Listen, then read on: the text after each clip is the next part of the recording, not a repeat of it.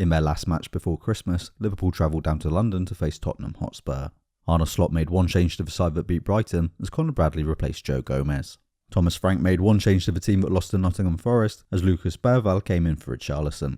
It was Tottenham that started the much better side, defending with man orientations. Curtis Jones pushed up next to Alexis McAllister so that the pair picked up Rodrigo Bentancur and Archie Gray, while Ryan Gravenberch tracked Xabi Simons, resembling a 4-1-4-1 shape out of possession. Ahead of them, Hugo Ekitike would focus on Mickey van der Ven.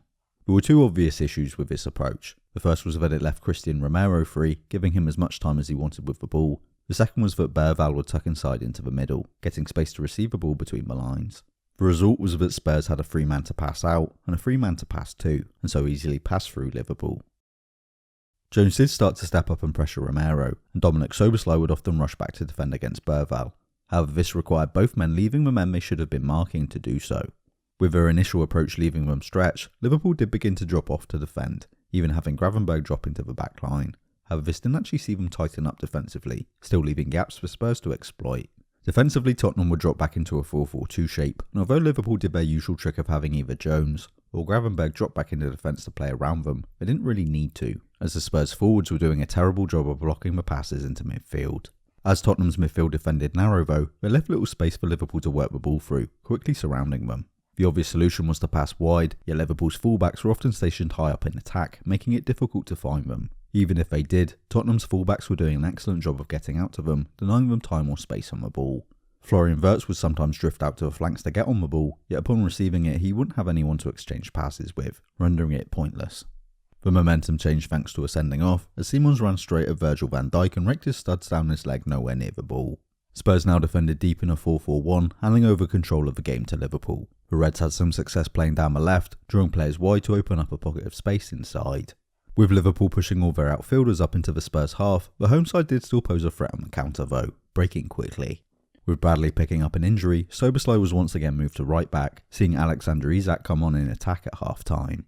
Liverpool focused even more on the flanks in the second half, continuing passing moves both down the left, but also now more on the right, although Szoboszlai frequently went more direct, sending in unsuccessful crosses from that side. Liverpool didn't need to break down Spurs' defence to open the scoring though. Romero handed them the ball, allowing Liverpool to break quickly, with Wirtz slipping a pass in behind for Isak to finish. Van der Ven clattering Isak as he shot required another change for Liverpool, seeing Jeremy Frimpong come in on the right. 10 minutes later, Liverpool would double their lead, as Frimpong received a ball out wide, dribbled inside, and cut back to cross. Deflecting off of Jed Spence, the ball looped up into the air, and Ekitike rose above Romero to head it home. With what should have been a comfortable lead, Liverpool mainly looked to hold on to possession, forcing Spurs into chasing them.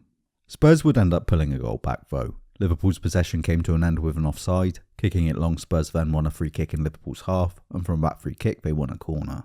Spurs crowded the back post, and although nothing came from this clump of bodies, the ball continued to bounce around the box. Whereas Liverpool's players mostly stood around ball watching, Tottenham's tried to follow it up, and so when Ibrahima Konate and Van Dijk failed to clear the ball, it was little surprise it fell to a Tottenham player to finish.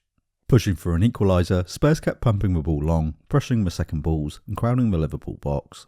Spurs would finish the game with 9 men, as Romero was sent off for lashing out at Konate. The defender had been in a running argument with the referee from the opening minutes, and was fortunate to have made it as far as he did, which could also be said for some of his teammates. Yet despite having a clear numerical advantage, Liverpool were on the back foot and lucky to hold out. Liverpool escaped with the 3 points but had little else to celebrate, losing several players to injury and putting in another woeful performance. If you enjoyed this video, please like and subscribe to support the channel. This will help show my work to more people and ensure that you see future videos. You can also help me out by sharing this video with people you think would like it. You can keep up with what I'm working on by following on social media, links are in the description, but most importantly by supporting Holding Midfield on Patreon. Without financial support, these videos will simply cease to exist, as they just require too much time and effort. So if you enjoy these videos and would like to see more of them, please consider helping me out financially, and in return you'll get access to exclusive content, as well as early access to those that appear on YouTube. Thanks for watching.